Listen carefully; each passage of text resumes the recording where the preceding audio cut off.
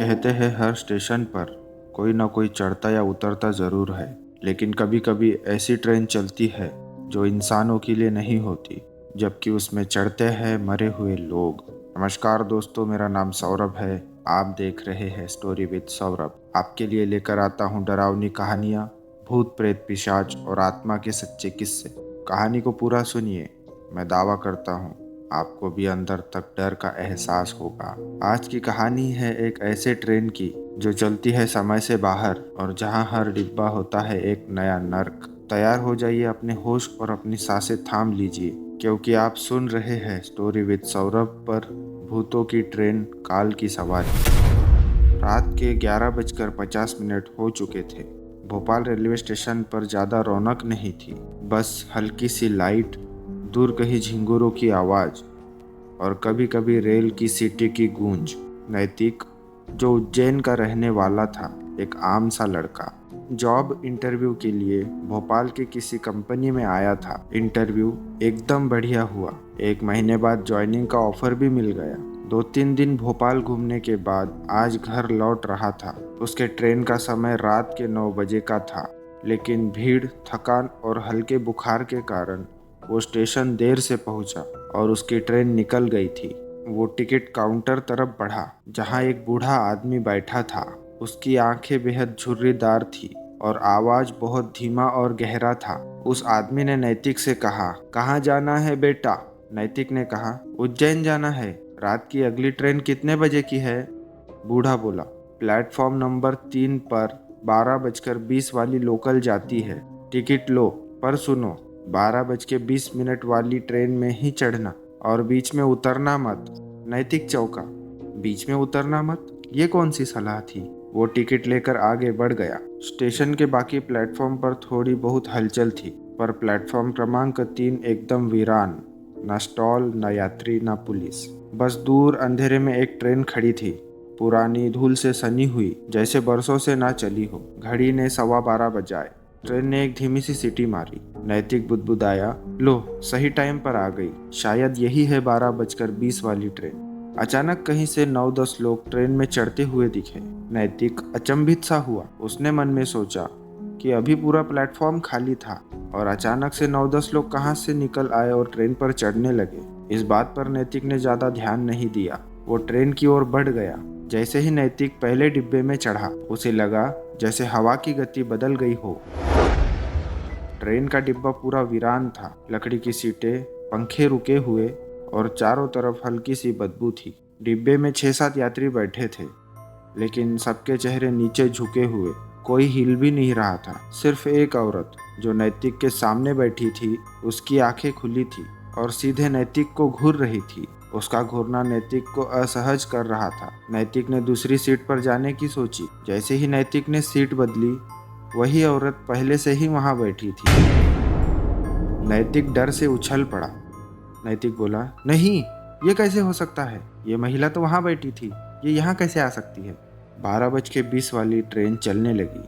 कोई station announcement नहीं हुआ, कोई सीटी नहीं, सीधा अंधेरे में धीरे धीरे सरकती हुई। डिब्बे का हर यात्री अब चुपचाप एक सुर में बुदबुदा रहा था, जैसे कोई मंत्र हो। कसौली नरक, दोजक की सवारी। कसौली नरक, दोजक की सवारी। कसौली नरक, दोजक की सवारी। नैतिक का गला सूख गया। उसने बगल वाली खिड़की से बाहर झांका। अंधेरा इतना गहरा था कि रेल की पटरियां तक नहीं दिख रही थी।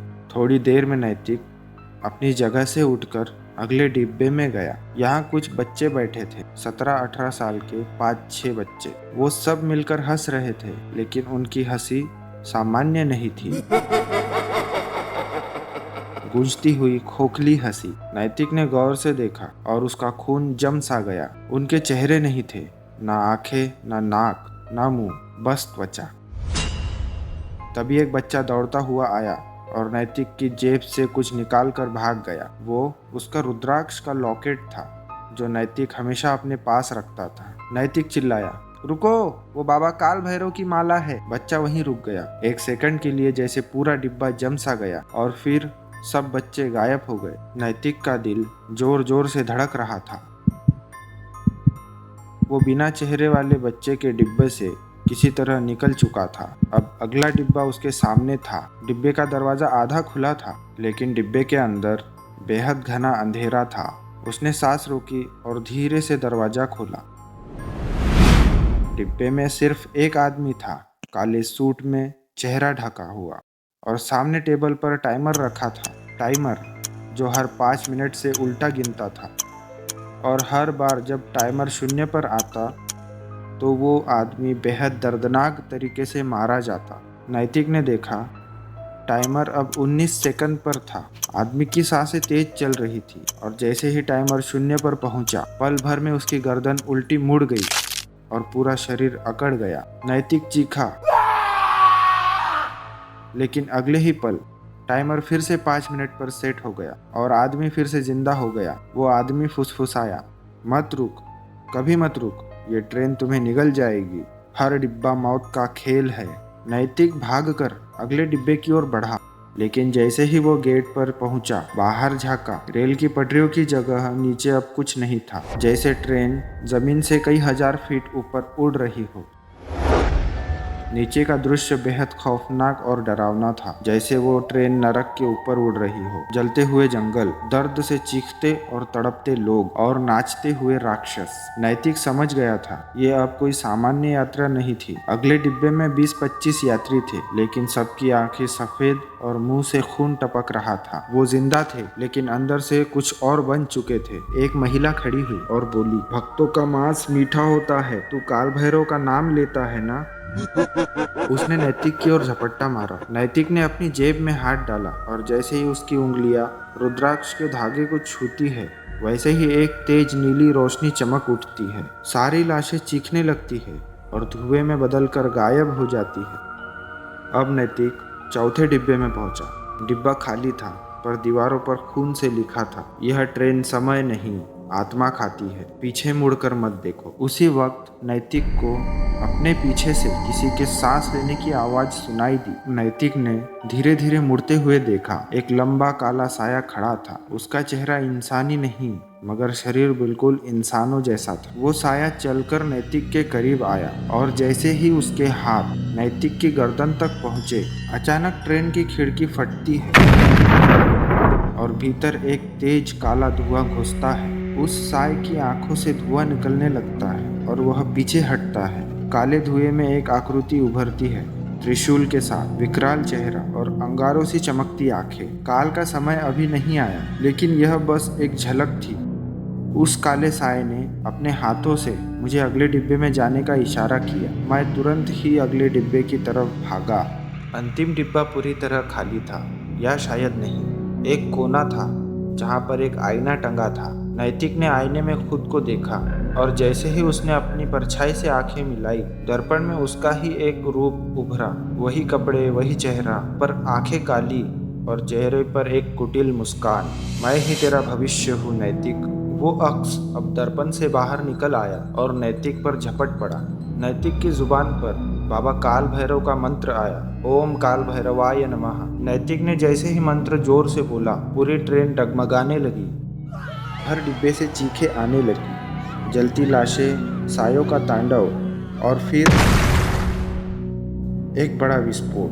पूरे आसमान में एक बिजली सी चमक उठी और ट्रेन बीच आसमान में रुक गई। बाबा काल भैरव प्रकट हुए और अपने त्रिशूल से राक्षसी अक्स को चीर दिया।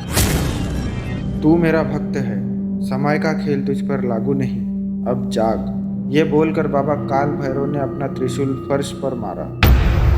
जब नैतिक ने आंखें खोली, वो भोपाल स्टेशन के बाहर एक बेंच पर पड़ा था। उसके हाथ में उसका टूटा हुआ रुद्राक्ष था और जेब में वही टिकट जिस पर समय साफ लिखा था, 12:20। लेकिन स्टेशन के क्लॉक में अब भी 12:01 बजाए थे। क्या वो ट्रेन सच में थी या कोई नरक यात्रा का सपना था? नैतिक उठा और जैसे ही मुड़ा, उसके पीछे वही महिला खड़ी थी जो उसे ट्रेन में घूर रही थी, और अचानक वो महिला गायब हो गई। नैतिक बच तो गया, लेकिन वो रात, वो ट्रेन और वो डर उसकी आत्मा पर हमेशा के लिए छप गया। कभी कभी भगवान भी खुद उतरते हैं अपने भक्तों को बचाने, लेकिन अगली बार जब आप किसी लेट नाइट ट्रेन में चढ़े, तो एक बार पीछे मुड़कर जरूर देखना, क्या वाकई वो ट्रेन आपके लिए है। ऐसे ही और डरावनी कहानियों के लिए सब्सक्राइब कीजिए स्टोरी विद सौरभ और वीडियो को लाइक ज़रूर कर दीजिए। मिलते हैं अगली कहानी में। अगली बार किसकी बारी है, कौन चढ़ेगा अगली काल की सवारी, ये सिर्फ वक्त बताएगा। हर हर महादेव।